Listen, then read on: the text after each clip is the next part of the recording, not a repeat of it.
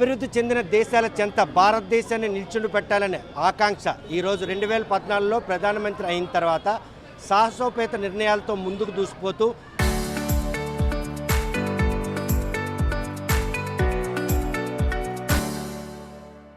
సుమారు 12 ఏళ్లు పూర్తి చేసుకున్నటువంటి ప్రధాని నరేంద్ర మోడీ పాలనపై భారతదేశం యావత్తు కూడాను ఈరోజు ఆకర్షితులవుతుంది. ఆంధ్రప్రదేశ్లో ఈరోజు కూటమి ప్రభుత్వం కొలువు తీరిన తర్వాత ఆయన 12 ఏళ్లు ప్రధానిగా దిగ్విజయంగా పూర్తి చేసిన నేపథ్యంలో బీజేపీ శ్రేణులే కాకుండా కూటమి నాయకులందరూ కూడాను ఆయన పాలనకు మక్కువ చూపుతున్నారు.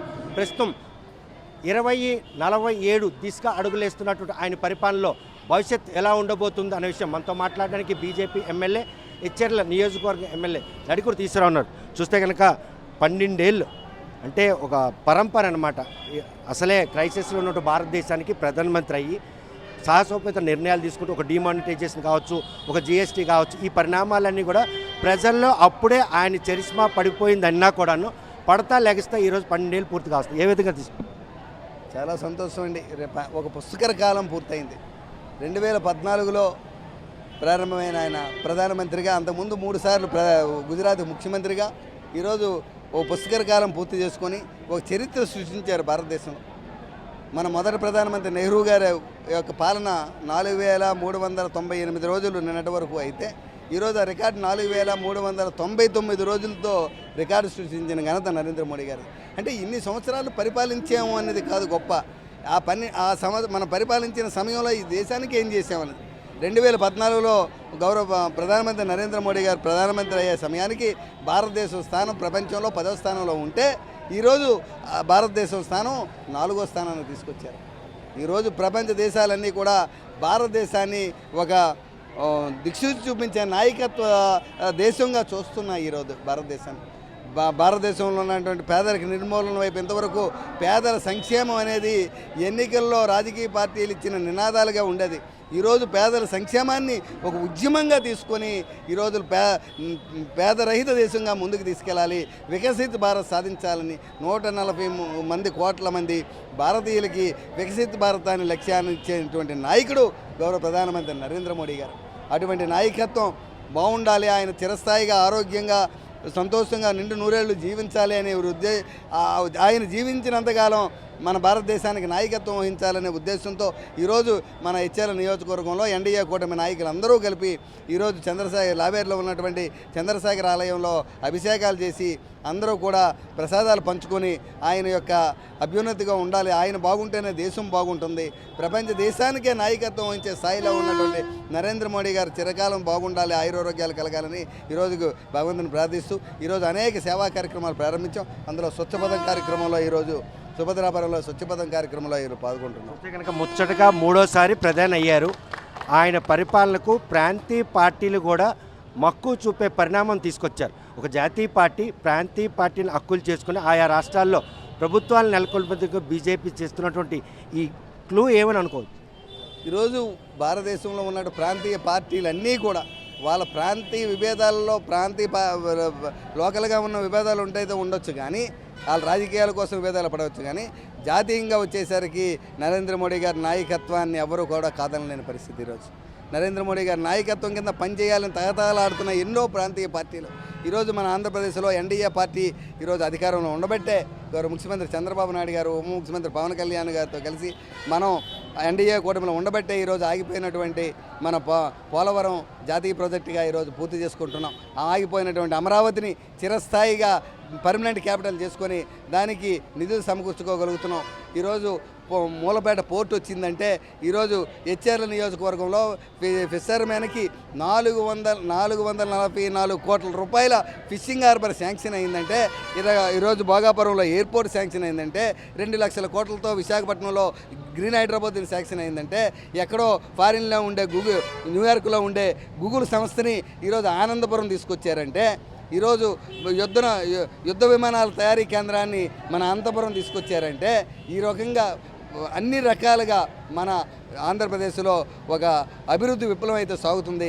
దీనికి కారణం మన ఎన్డీఏలో కూటమిలో ఉండబట్టే మన గౌరవ ప్రధానమంత్రి గారి యొక్క ఆశీస్సులు పూర్తిగా అంది మన 2 సంవత్సరాల కాలంలోనే ఈరోజు ఆంధ్రప్రదేశ్ స్వర్ణాంధ్రప్రదేశ్గా మన గౌరవ ముఖ్యమంత్రి చంద్రబాబు నాయుడు గారు తీసుకెళ్తున్నారంటే ఇది గౌరవ ప్రధానమంత్రి గారి యొక్క సహాయ సహకారాలు ఆశీస్సులతోనే ముందుకెళ్తుందని చెప్పి ఈ సందర్భంగా ప్రాంతీయ పార్టీలు ఈరోజు బీజేపీకి ఆకర్షితులవుతున్నాయి, నరేంద్ర మోడీ పరిపాలనకు ఆకర్షితులవుతున్నాయి. ఎందుకు నరేంద్ర మోడీతో పెట్టుకోవాలి, ఆయనతో కలిసి ఉంటేనే అభివృద్ధి సాధ్యమైనటువంటి ఒక స్టాండ్ తీసుకున్నారా ప్రాంతీయ పార్టీలు? భారతీయ జనతా పార్టీ సిద్ధాంతం ఒకటి, అంత్యోదయ అంటే సమాజంలో చివరనున్న వ్యక్తికి కూడా ప్రభుత్వ ఫలాలు అందించాలి అన్నది భారతీయ జనతా పార్టీ నినాదం. అదే సిద్ధాంతాన్ని పుణికిపుచ్చుకొని గౌరవ ప్రధానమంత్రి నరేంద్ర మోడీ గారు ఈరోజు ఆయన చేస్తున్నటువంటి పాలనకి ముగ్ధులై, భారతీయ జనతా పార్టీ సిద్ధాంతానికి నరేంద్ర మోడీ గారికి పాలనకి ముగ్ధులై ఈరోజు దేశంలో ఉన్న అన్ని పార్టీలు కూడా అవసరమైతే భారతీయ జనతా పార్టీలో విలీనం అయిపోవడానికి కూడా సిద్ధంగా ఉన్నటువంటి పరిస్థితి ఈరోజు వచ్చింది. ఆంధ్రప్రదేశ్లో కూటమి ప్రభుత్వ కొలుతిని 2 ఏళ్ళు పూర్తి కావస్తుంది. తొలి ప్రయత్నంలోనే ఎమ్మెల్యే అయ్యారు. ఈ 2 ఏళ్ల పాలనపై ఎటువంటి సంతృప్తిని వ్యక్తం చేస్తున్నారు? 5 ఏళ్ల విధ్వంస పాలన పారదోడాలని ఆంధ్రప్రదేశ్ ప్రజలందరూ కూడా 164 మంది ఎమ్మెల్యేలు ఇచ్చారు. 3 పార్టీలు కూటమి. ఈ 2 ఏళ్ల పాలనలో ఈ ఉత్తరాంధ్రకి వన్నదించిన ఏకైక బీజేపీ ఎమ్మెల్యేగా పాలనపై మీకున్నటువంటి అభిప్రాయం? గత ప్రభుత్వంలో మనం చూసాం, 151 సీట్లు ఇస్తే రాష్ట్రాన్ని జగన్మోహన్ రెడ్డి సర్వనాశనం చేశాడు. 10 లక్షల కోట్లు అప్పు చేశాడు. అప్పుల పాలు చేసి రాష్ట్రాన్ని సర్వనాశనం చేసి ఎక్కడ ఒక కంపెనీ కూడా పనిచేయకుండా, ఒక కంపెనీ కూడా కొత్త కంపెనీలు రాకుండా ఉన్న కంపెనీలు పారిపోయి నిరుద్యోగం ప్రబలిపోయి రైతులకేమో కాలువలు పూడికి తీసి కాలువలు మంచినీరు ఇవ్వక, ప్రజలకు తాగడానికి మంచినీరు ఇవ్వక, ఎటువంటి సంక్షేమ కార్యక్రమాలు లేకుండా నవరత్నాల పేరుతో ప్రజలతో నవరంధ్రాలు మూసేస్తే అది తట్టుకోలేకే ప్రజలందరూ 2024లో ఎన్డీఏ కూటమి నాయకత్వాన్ని 164 సీట్లతో ఎన్నుకున్నారంటే అది జగన్మోహన్ రెడ్డి యొక్క పాలనని విసిగి వేసారిపోయి ఇటువంటి రిజల్ట్ ఇచ్చారని అందరికీ చిన్నపిల్లాడిని అడిగినా చెప్తారు. మరి అటువంటి ఎన్డీఏ పాలనలో ఈరోజు 2 సంవత్సరాలు పూర్తి చేసుకున్న సందర్భంలో ఈరోజు మన ఉత్తరాంధ్రలో నన్ను ఒక బీజేపీ ఎమ్మెల్యేగా ఒక కమలం గుర్తు మీద ఓటేసి ఎన్డీఏ కూటమి నాయకులందరూ ఎప్పుడు కులాలు కూడా చూడకుండా నాకు ఎప్పుడూ కూడా రాజకీయాల్లోని అభివృద్ధిని చూస్తారు, సేవనే చూస్తారని చెప్పి కుల రాజకీయాలు ఉండవు అని చెప్పి ఎచ్చెర్ల నియోజకవర్గం నిరూపించి నన్ను 29,000 ఓట్ల పైగా ఓట్లు నాకు మెజారిటీతో నన్ను గెలిపించారు. వాళ్ళ ఆశయాలు, వాళ్ళ కోరికలు ఏవైతే ఉన్నాయో, ఏ సిద్ధాంతంతో ఏ ఆశయంతో వాళ్ళు నన్ను ఎమ్మెల్యేగా గెలిపించారో అదేవిధంగా అందరితో కలిసి పనిచేస్తున్నాం. ఈరోజు సాగునీటి మీద దృష్టి పెట్టాం.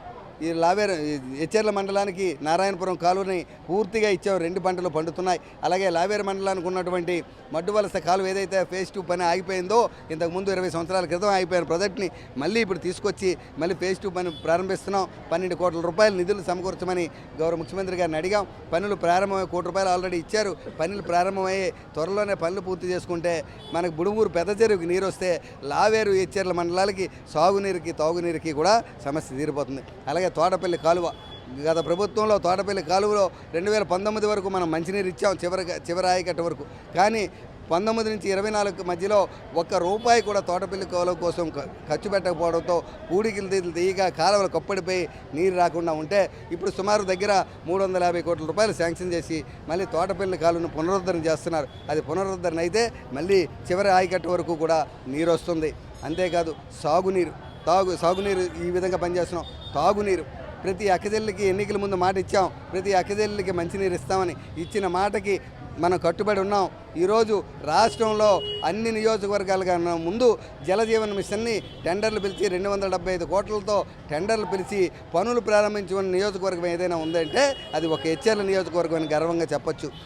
ఈ ఎచ్చెర్ల నియోజకవర్గంలో ఇప్పుడు పనులు అవుతున్నాయి. ప్రతి గ్రామంలో కూడా జలజీవన్ మిషన్ పనులు అవుతున్నాయి. త్వరలోనే ఆ ట్యాంకులు కట్టడం పూర్తి అయిపోతే ప్రతి అక్కజల్లికి కూడా మంచినీరు ఇవ్వడం జరుగుతుంది. అలాగే మనకి మంచి విద్యా సంస్థలు ఉన్నాయి. డాక్టర్ అంబేద్కర్ యూనివర్సిటీ ఉంది, IIIT ఉంది, పెద్ద ఇంజనీరింగ్ కాలేజీలు ఉన్నాయి. ఇక్కడ చదువుకున్న పిల్లలందరికీ కూడా మంచి ఉద్యోగ అవకాశాల గురించి జాబ్ మేళాలు పెడుతున్నాం. ఇప్పటికే ఇక్కడ మనం బయట ప్రాంతాలకు సుమారు 1000 మందిని పంపించాం. ఇక లోకల్గా ఉన్న కంపెనీల్లో సుమారు 1000-1200 మందికి ఇప్పటివరకు కూడా మనం ఎంప్లాయ్మెంట్ చేసుకున్నాం. రేపు ఫిషింగ్ హార్బర్ పూర్తయితే రేపు న్యూక్లియర్ పవర్ ప్లాంట్ స్టార్ట్ అయితే ఇంకా వేల కొలది లక్షల కొలది ఉద్యోగాలు మన హెచ్ఎల్ నియోజకవర్గానికి వస్తాయి అని గర్వంగా చెప్తున్నాం. ఇదంతా మనం ఎన్డీఏ కూటమిలో బీజేపీకి ఈరోజు అందరూ ఓట్లేసి నన్ను ఒక బీజేపీ అభ్యర్థిగా ఎన్డీఏ కూటమిలో ఎమ్మెల్యేగా ఎన్నుకోబట్టే ఇదంతా నేను సాధ్యం చేసుకోగలుగుతున్నాం. లేదా ఫిషింగ్ హార్బర్ ఆగిపోయింది. గత ప్రభుత్వంలోని పునాది రాయి వేసి ఆపేస్తే ఈరోజు అది క్యాన్సిల్ చేస్తే మళ్ళీ గౌరవ ముఖ్యమంత్రి చంద్రబాబు నాయుడు గారి దగ్గరికి వెళ్ళి అది ఎలాగైనా మనకు మత్స్యకారులకు అది అవసరం, మా ప్రాంత అభివృద్ధికి కావాలని చెప్పి ఆ గౌరవ ముఖ్యమంత్రి గారినే ఆ ప్రాంతంలో బుడగొట్ల ఎక్కడైతే ఫిషింగ్ హార్బర్ కావాలో ఆ ప్రాంతంలోనే ఆయన్ని దించి హెలికాప్టర్ మీద తీసుకొచ్చి ఆయన దించి అక్కడే మన సబ్ పెట్టించి అక్కడ పరిస్థితులు విన్నవిస్తే ఆయన అక్కడికక్కడే డిక్లేర్ చేసి ఇచ్చే సంవత్సర కాలంలోనే దాన్ని 250 కోట్లతో అడిగాము మేము. అడిగితే ఇప్పుడు 444 కోట్ల రూపాయలతో ఇంకా పెద్దది కడుతున్నారు ఫిషింగ్ హార్బర్. త్వరలోనే టెండర్ అవుతుంది. ఈ టైంలోనే ఒక 2 సంవత్సరాల కాలంలోనే ఫిషింగ్ హార్బర్ పూర్తయితే మరో విశాఖపట్నం ఫిషింగ్ హార్బర్ని తలదన్నే విధంగా మనకి హెచ్చర్లో ఈ బుడగట్లపాలెం ఈ ప్రాంతం అంతా కూడా ఫిషింగ్ హార్బర్తో మంచి వ్యాపార వాణిజ్యాలు సాగుతాయని చెప్పి తెలియజేస్తున్నాను. శ్రీకాకుళం జిల్లా తలసరి ఆదాయంలో 70% ఆదాయం హెచ్చర్ల కాన్స్టిట్యున్సీకి ఈ 2 ఏళ్ళలో సుమారు 5,000 కోట్ల రూపాయలతో అభివృద్ధి కార్యక్రమాలు నిర్వహించారు. నిజమేనా? అవునండి. శ్రీకాకుళం జిల్లాకే హెచ్ఎల్ నియోజకవర్గం మాణిక్యం. జిల్లాకి మొత్తంలో సుమారు 60% 70% పైగా నిధులు సమకూరుస్తున్నటువంటి నియోజకవర్గం ఏదైనా తలసరి ఆదాయాన్ని సమకూరుస్తున్న నియోజకవర్గం ఏదంటే అది హెచ్ఎల్ నియోజకవర్గం. ఈ నియోజకవర్గాన్ని ఈ 2 సంవత్సరాల కాలంలో జల్ జీవన్ మిషన్ కానీ ఇచ్చిన సంక్షేమ కార్యక్రమాలన్నీ లెక్కేసుకుంటే సుమారు 550 కోట్ల రూపాయలు ఇప్పటికే దాటింది 2 సంవత్సరాల్లోనే. ఇంతకుముందు 5 సంవత్సరాల్లో కూడా వాళ్ళు 100 కోట్లు కూడా పనిచేయని విధి ఈరోజు 550 కోట్ల రూపాయలతో ఈరోజు అభివృద్ధి కార్యక్రమాలు చూసాం.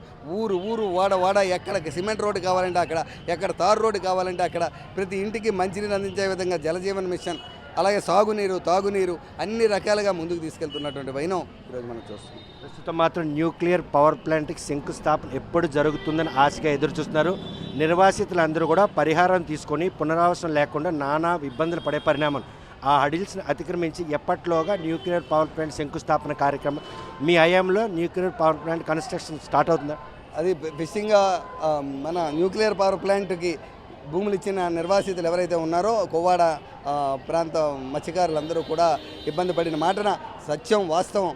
గత 10 సంవత్సరాలుగా వాళ్ళకి అభివృద్ధి లేకుండా వాళ్ళకి ప్యాకేజీలు ఇచ్చాము, అక్కడి నుంచి వెళ్ళిపోండి అని చెప్పారు. కానీ అక్కడ ఆర్ఆర్ కాలనీ కట్టకపోవడంతో అక్కడ ఆగిపోయింది. ఆ పనులన్నీ ఎవరు పట్టించుకోకపోతే నేను ఎమ్మెల్యే అయిన తర్వాత మళ్ళీ దాని మీద దృష్టి సారించి మళ్ళీ న్యూక్లియర్ పవర్ ప్లాంట్లతోని కలెక్టర్ గారితో సీఎం గారి దృష్టికి తీసుకెళ్ళి మళ్ళీ దాన్ని ఇప్పుడు కేంద్రం దృష్టికి తీసుకెళ్తే ఇమీడియట్గా ఆర్ఆర్ కాలనీ కట్టమన్నారు. సుమారు 750-800 కోట్ల రూపాయల నిధులు కూడా వాళ్ళకి శాంక్షన్ చేయడం జరిగింది. అందులో సుమారు ఇప్పటికే 300 కోట్ల రూపాయల నిధులు ఎన్పిసిఎల్ అకౌంట్ కేంద్ర ప్రభుత్వం ఇచ్చున్నారు.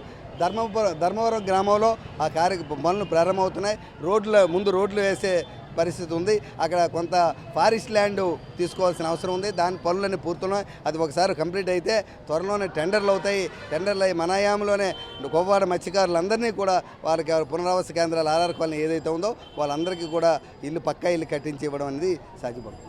చూస్తే కనుక 12 ఏళ్ళు పాలన పూర్తి చేసిన ప్రధానమంత్రి చేసినటువంటి ఆ పరిపాలన తీరు ఈరోజు ఎవరైతే ప్రాంతీయ పార్టీలు వారందరూ కూడా ఆయనతో పాటు కలిసి నడిచేందుకు అవసరం అనుకుంటే ఆ పార్టీలు బీజేపీలో విలీనం చేసేందుకు కూడాను వారు ఉత్సుకత చూపిస్తున్నారన్నటువంటి సంకేతాలు కనిపిస్తున్నాయి. 12 ఏళ్ళు ఒక ప్రధానమంత్రిగా దేశంలో సమూల మార్పులు తేవడంతో పాటు అభివృద్ధి సంక్షేమంతో పాటు ప్రపంచ దేశాల్లో భారతదేశానికి ఒక గుర్తింపు తెచ్చినటువంటి ఘనత అర్చించినటువంటి నరేంద్ర మోడీ మరో 3 ఏళ్ల పాలనలో ఇంకా ఎటువంటి సంస్కరణలు భారతదేశం తీసుకొస్తారు, ప్రపంచ దేశాల్లో భారతదేశానికి ఏ స్థాయికి తీసుకెళ్తారన్న విషయం వేచి చూడాల్సిందే. వీడియో జర్నలిస్ట్ రామకృష్ణతో సత్యం, RTV శ్రీకాకుళం.